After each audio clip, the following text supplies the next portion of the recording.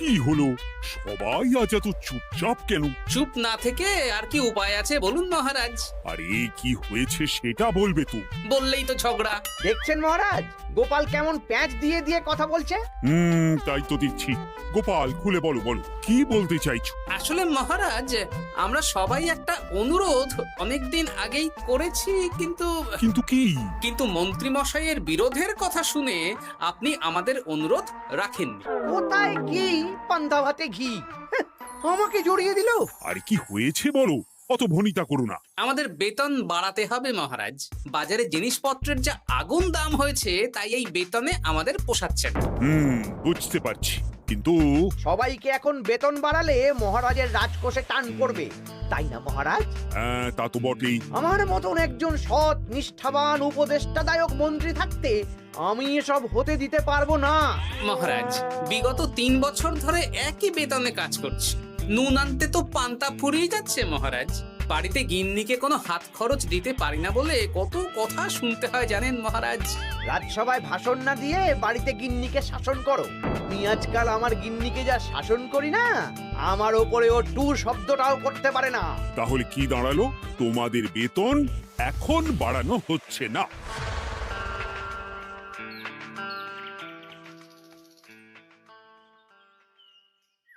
আবার ঘুরে ফিরে আমরা সেই এক জায়গায় পৌঁছে গেলাম। মন্ত্রী মশাই মহারাজকে বললেন, আর মহারাজ আমাদের প্রস্তাব নাকচ করে দিলেন। না, এভাবে হবে না। অন্য রাস্তা ভাবতে হবে, অন্যভাবে চিন্তা করতে হবে। ঠিক বলেছ গোপাল, মন্ত্রী মশাইকে এমন ভাবে নাকে দড়ি দিয়ে ঘোরাতে হবে যাতে উনি নিজেই বেতন বাড়ানোর প্রস্তাবটা মহারাজের সামনে পেশ করেন। হ্যাঁ, সুযোগ তো আসবেই। দেখি কি করা যায়।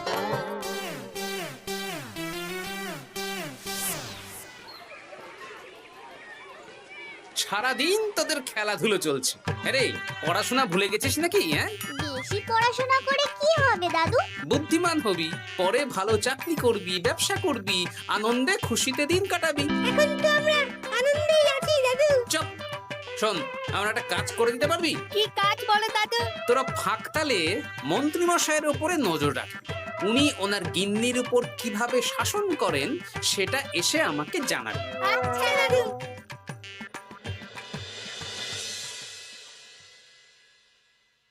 এই শোনো না, কান খোলা আছে? চট করে বলে ফেলো, ঝট করে শুনে ফেলি। একটা তোমার কাছে আবদার করছি, আবদার? রাগ করে না জানো। হ্যাঁ, তা কি আবদার শুনি? আমাকে 5টা মোহর দেবে গো। 5 মোহর? সামান্য 5 মোহরই তো, দাও না গো। একটা জিনিস না আমার পছন্দ হয়েছে, কিনবো। আমার কাছে এখন 5 মোহর নেই, ট্যাগ খালি। একদম বাজে কথা বলবে না তো। আমি মোহর চাইলেই তোমার ট্যাগ খালি হয়ে যায় না। এই বিরক্ত করো না তো। তুমি জানো 5 মোহর রোজগার করার জন্য আমাকে কত খাটতে হয়, কত পরিশ্রম করতে হয়। কি পরিশ্রম করো শুনি? রোদ ঝড় জল পেরিয়ে রাজসভায় চাকরি করতে যাই গিন্নি। সে তো যেতেই হবে। তাহলে তুমি বলো, আমাকে কত পরিশ্রম করতে হয়, কত মাথা খাটাতে হয়। মাথা ঘামাতে ঘামাতে আমার মাথার সব চুল যে উঠে গেল। এ উঠে যাক, তুমি আমাকে এত কথা না বলে 5টা মোহর দেবে কিনা বলো সেটা। তুমি কি এমন পরিশ্রম করো যে তোমাকে 5 মোহর দেব? বেশ, দিতে হবে না। এবার আমার পরিশ্রমের মূল্য আমি বুঝে নেব।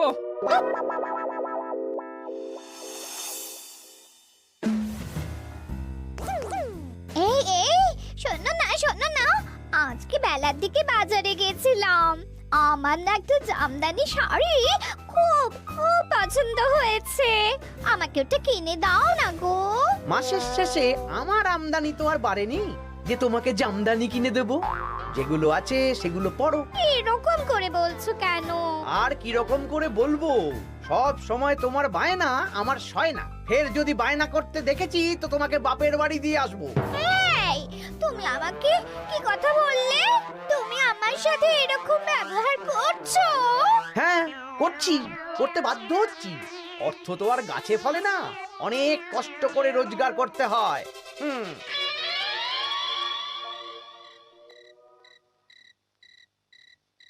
আহ, কি সুন্দর গন্ধ। গন্ধেই প্রাণটা ভরে গেল গিন্নি। আজকে রাতে কষা মাংস আর রুটি, প্রাণ পেট সব ভরবে। হ্যাঁ,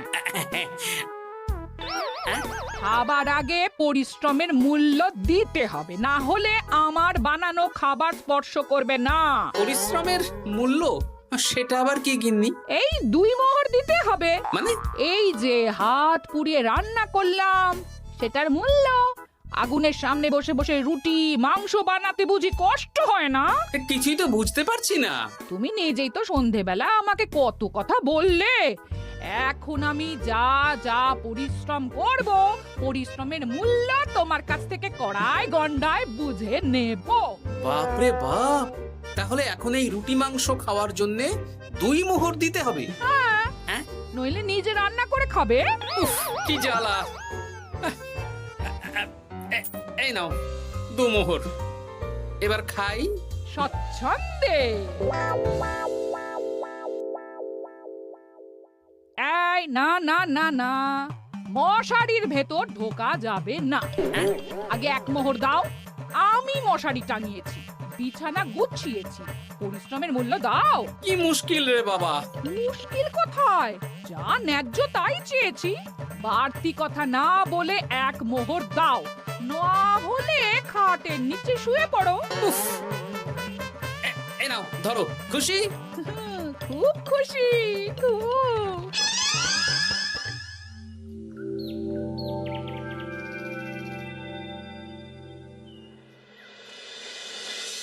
ফতুয়াটা কোথায় গেল? ফতুয়া। আরে ও গিন্নি, এই না তোমার ভতুয়া, আমি কেচে মার দিয়ে শুকিয়ে রেখেছি। এটা পরে রাজসভায় যাও। ও, এই তো চাই। আমারও চাই। তোমার আবার কি চাই? 2 মোহর, পরিশ্রমের মূল্য দিলে দাও, না হলে খালি গায়ে রাজসভায় যাও। হ্যাঁ, উফ, কি জ্বালা। জ্বালা কিসের? আমি তো আমার পরিশ্রমের মূল্য চাইছি। হ্যাঁ, এই নাও ধরো। এরকম খুচখাচ নাচে একবারে বলো তো কত মোহর লাগবে? তুমি তো আমার কাছের লোক, তাই প্রত্যেকদিন 3 মোহর করে দিও। হ্যাঁ, প্রত্যেক দিন? হ্যাঁ, প্রত্যেকদিন। আমার হাত খরচ গো। উফ, কি জ্বালা। ওই দেখ, দাদু কিরকম শুকনো আমসত্ত্বের মতো মুখ করে আসছে। কি হলো দাদু? দিদার সাথে ঝগড়া হয়েছে নাকি? না না, ঝগড়া না, অনেক জ্বালা। তোদের আর কি বলবো। যাই হোক, ওই মন্ত্রী মশাইয়ের খোঁজ নিয়েছিলি? হ্যাঁ দাদু, গতকাল সন্ধ্যাবেলা মন্ত্রী মশাই শাসন দেখে এলাম, ভাষণ শুনে এলাম। কিরকম? গতকাল সন্ধ্যাবেলা আমার না একটু জামদানি শাড়ি খুব খুব পছন্দ হয়েছে। মাসের শেষে আমার আমদানি তো আর বাড়েনি যে তোমাকে জামদানি কিনে দেব। সব সময় তোমার বায়না আমার সয় না। ফের যদি বায়না করতে দেখেছি তো তোমাকে বাপের বাড়ি দিয়ে আসবো।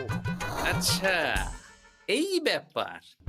এই তো, এবার আমার জ্বালা মিটবে, চিন্তা কমবে। কিসের জ্বালা? কিসের চিন্তা দাদু? সেসব জেনে কাজ নেই তোদের ভোলার দোকানের মিষ্টি খাইয়ে দেবো। হ্যাঁ, এখন রাজসভায় যাব, তারপর দুপুর বেলা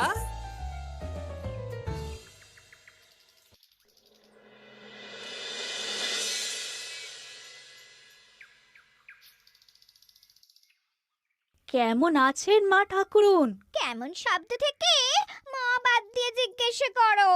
মো বাদ দেব মানে? জিজ্ঞেস করো কেন আছি। কি হয়েছে আপনার? তোমাদের মন্ত্রী মশাই আজকাল কেমন খেটে হয়ে গেছেন। কিছু আবদার করলেই চিৎকার চেঁচামেচি করেন, আর একটাই ভয় দেখান, বাপের বাড়ি দিয়ে আসবো। আজকেই সমস্যার সমাধান হবে। সামনের মনোহারি দোকান থেকে একটা কাগজ কলম নিতে হবে, তারপর আসল কাজটা করতে হবে। তোমার সাথে কথা বলতে গিয়ে কত দেরি হয়ে গেল। ধুর, এখনো রান্না হয়নি। এই কে রে? আমি বৃক্ষ বাবা, কাগজটা খুলে পড়ো। বাবা, আমি জানি তোর খুব কষ্ট। তোর স্বামী তোকে দিন রাত উঠতে বসতে শ্বাস শাসন করে আর হুমকি দেয় তোকে বাপের বাড়ি দিয়ে আসবে। এই কষ্টের থেকে মুক্তির একটাই উপায়, আজ থেকে তুই শুধু নিজের জন্য রান্না করবি, বাড়ির কোনো কাজ করবি না। আর তোর কর্তাকে বলবি বাড়ির কাজ করাতে হলে প্রত্যেক দিন 10 মোহর করে হাত খরচ দিতে হবে। পরিশ্রমের মূল্য 10 মোহর। এর মধ্যে 7 মোহর তুই নিজের কাছে রাখবি, আর এই সৎ উপদেশ দেওয়ার জন্য 3 মোহর রোজ সন্ধ্যাবেলা এই বট গাছের নিচে আমার প্রণামী হিসেবে রেখে যাবি। ইতি তোর শুভাকাঙ্ক্ষী বৃক্ষ বাবা। বাহ, বেশ ভালো বুদ্ধি তো। তা আপনি একবার দেখা দিন না বৃক্ষ বাবা। বাবা বটগাছে কোরা, কি অলৌকিক কাণ্ড! জয় বাবা, জয় বাবা।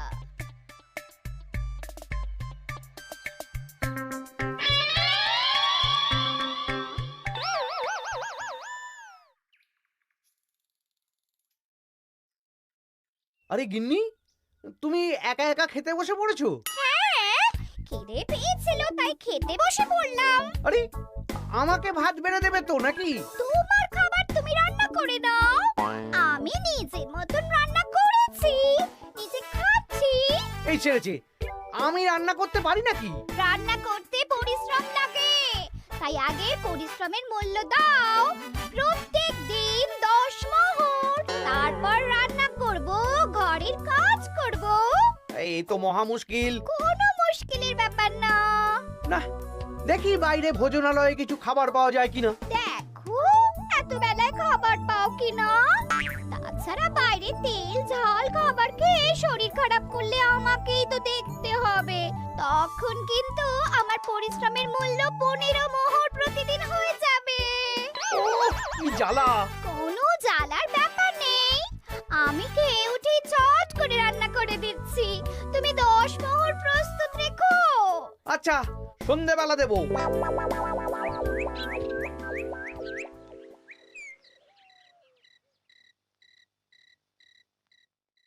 এই নাও সন্ধেবেলার তেলে ভাজা মুড়ি। এই নাও আজকের হাত খরচ 10 মোহর। বলছি, প্রত্যেকদিন 10 মোহরটা একটু বেশি হয়ে যাচ্ছে না? তবে যাও, বাইরের খাবার খাও, আমি নিজের মতন নিজের কাজ করব। খাবো, দাবো, ঘুমোবো, সংসারের কোনো কাজ করব না। কি জ্বালা!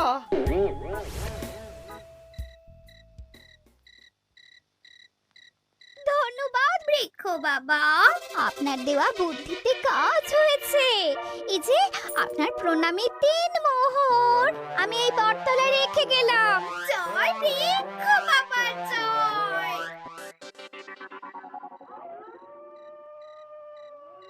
কি মা ঠাকুরুন, ভালো আছেন তো? হ্যাঁ হ্যাঁ গোপাল দাদা, ভালো আছি। তুমি কেমন আছো?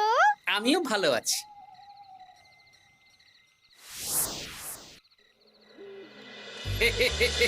এই তো ওষুধে তার মানে কাজ হয়েছে, 3 মোহর পেয়ে গেলাম।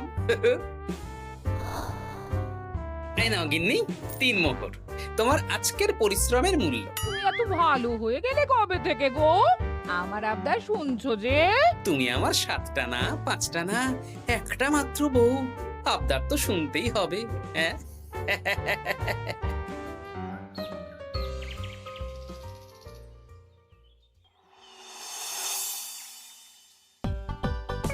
এই নাও, তোমার জন্য ফুলকো ফুলকো লুচি আর আলুর তরকারি বানিয়েছি।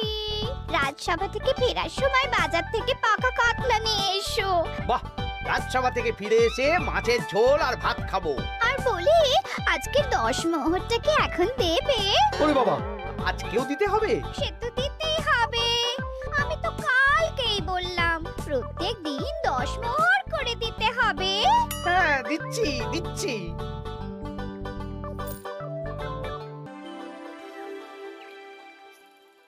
মন্ত্রীমশাই কেমন আছেন? আপনার মুখটা কেমন শুকনো শুকনো লাগছে। শুকনো তো হবেই, প্রত্যেক দিন গিন্নিকে হাত খরচ বাবদ 10 মোহর করে দিচ্ছি। 500 মোহর বেতন পাই। এইভাবে চলতে থাকলে 300 মোহর তো গিন্নিকেই দিতে হবে। সে তো দিতেই হবে, মা ঠাকুরুন এত পরিশ্রম করেন। আমিও আমার গিন্নিকে রোজ 3 মোহর করে হাত খরচ দিই, কিন্তু আমার মনটা বেশ ফুরফুরেই আছে। বাবা, আমার কষ্ট দেখে তোমার আনন্দ হচ্ছে নাকি? না না, কি যে বলেন। একটু দেরি হয়ে গেল। যাই হোক, আলোচনা শুরু করা যাক। এর একটা বিহিত করতেই হবে।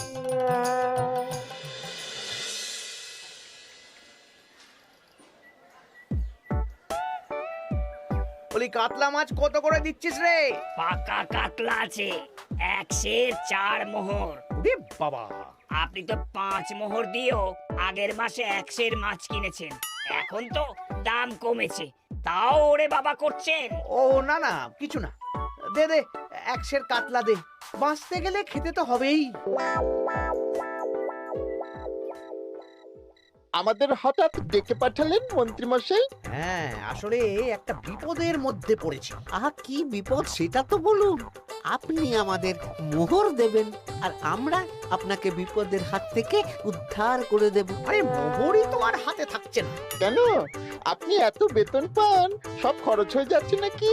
ধুর, এতদিন আমি গিন্নির ওপর শাসন চালাতাম, আর এখন প্রত্যেক দিন 10 মোহর করে না দিলে রান্না করবে না, বাড়ির কাজ করবে না। আরে বাবা রে, প্রত্যেকদিন 10 মোহর মানে তো মাসে 300 মোহর। আমি 500 মোহর বেতন পাই, তার মধ্যে 300 মোহর গিন্নিকে দিয়ে দিই। আমার হাতে থাকে 200 মোহর। এই দিয়ে বাজার দোকান কিভাবে করব সেটাই তো বুঝে উঠতে পারছি না।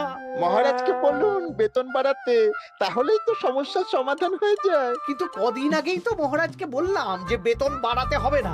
আপনি এই রাজ্যের মন্ত্রী, আপনি বুঝিয়ে বললে মহারাজ ঠিক শুনবেন। ঠিক বলেছিস।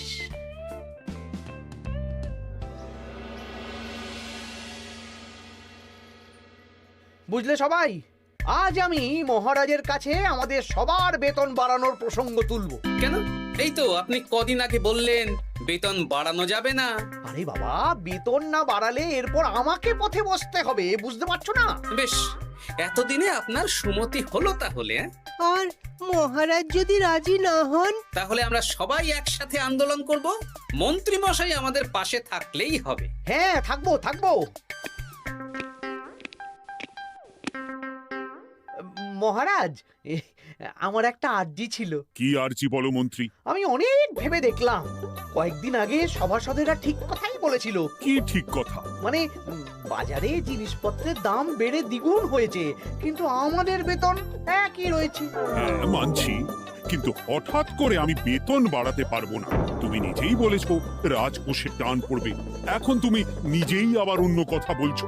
বলতে বাধ্য হচ্ছি মহারাজ, সংসারের খরচ সামলাতে গিয়ে মাথা খারাপ হয়ে যাচ্ছে। আমাদের বেতন বাড়াতে হবে। বাড়াতে হবে, বাড়াতে হবে। হ্যাঁ মহারাজ, এভাবে চলতে পারে না। রাজ্যের রোজগার বাড়ছে, কিন্তু আমাদের বাড়বে না। তাহলে এই রাজসভায় চাকরি করে কি লাভ মহারাজ? মহারাজ, গোপাল মন্ত্রী মশাই ঠিকই বলেছে। মহারাজ, বেতন বাড়িয়ে দিন, নইলে আর পারা যাচ্ছে না। বেশ বেশ, তোমরা এত করে বলছো যখন, তোমাদের সবার বেতন বাড়ানো হবে। আগামী মাসে যা বেতন পাবে তোমরা, তা বর্ধিত হারেই পাবে। কি সবাই খুশি তো? খুব খুশি। ধন্যবাদ মন্ত্রী মশাই। ঠিক আছে ঠিক আছে। আরে ধন্যবাদ আমাকে দাও বিজ্ঞানী, আমার জন্যই তো বেতন বাড়লো। মনোজা, আরে আমি তো মহারাজকে বললাম বেতন বাড়ানোর কথা। আপনি তো নিজের মন থেকে এমনি এমনি বলেননি, মানে আমি আপনাকে বলিয়েছি মন্ত্রী মশাই। তুমি আবার কখন বলালে? এই যে রোজ আপনার 10 মোহর করে খরচ হয় গিন্নিমার হাত খরচ বাবদ, সেটা তো আমার বুদ্ধিতেই। আরে কি বলছোটা কি? ঠিকই বলছি। কিছুদিন আগে একটা বট গাছের নিচ দিয়ে আপনার গিন্নি যাচ্ছিলেন।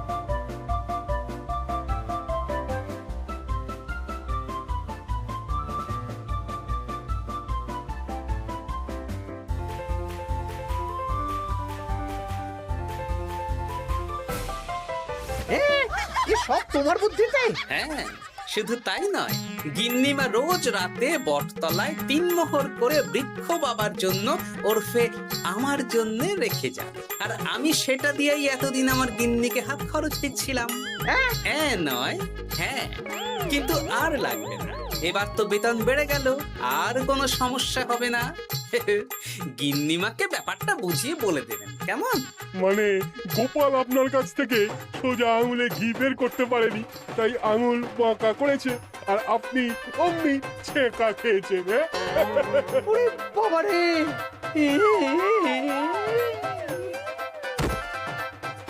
এই তোলো তোলো, মন্ত্রী মশাইকে তোলো, যা ছ্যাঁকা খেয়েছেন এখন কদিন আর ওনার জ্ঞান ফিরবে না। ওই তো চিকিৎসা শুরু করো।